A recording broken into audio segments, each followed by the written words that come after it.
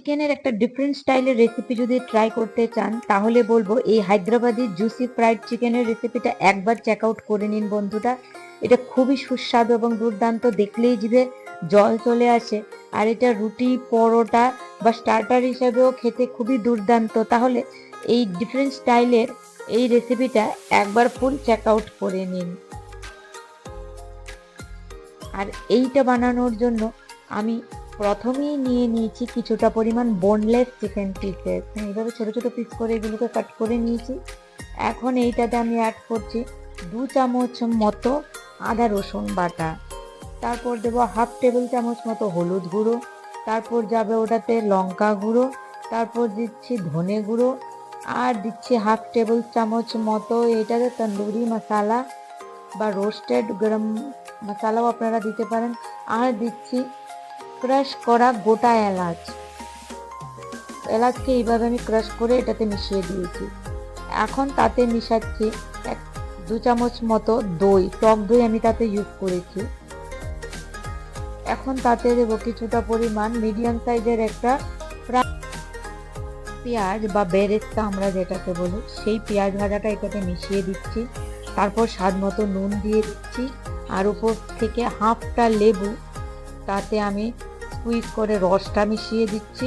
আর দিচ্ছি 1 চামচ মতো ধনেপাতা কুচি, আর দেবো কিছুটা পরিমাণ কারি পাতা। যেহেতু এটা সাউথ ইন্ডিয়ান ডিশ, কারি পাতা এটাতে যাবেই।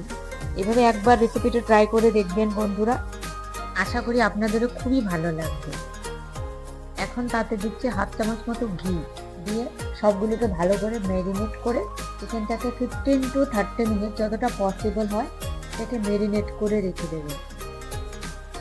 আর আমি এটাকে 30 মিনিট ম্যারিনেট করেছিলাম। 30 মিনিট পর আমি গ্যাসে কড়াই বসিয়ে দিয়েছি, তাতে দিয়েছি 2 চামচ মতো সর্ষের তেল, আর দিয়েছি হোল গরম মশলা যাতে আছে দারচিনি, লবঙ্গ, এলাচ আর লং দিয়ে।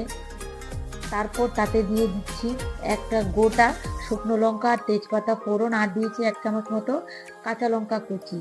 এগুলো ভাজা হয়ে যাওয়ার পর তারপর আমি ম্যারিনেট করা চিকেন হাতে কিছুক্ষণ নাড়াচাড়া করে এটাকে ঢাকা দিয়ে মিনিমাম 5 মিনিট মতো মিডিয়াম ফ্লেমে এটাকে কুক করে নেব।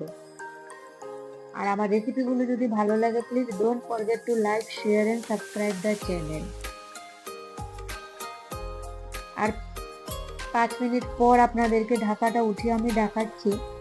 দেখুন চিকেনটা কিছুটা জল রিলিজ করেছে, আর এই জলটা আবার 2-3 মিনিট কুক করে নেব।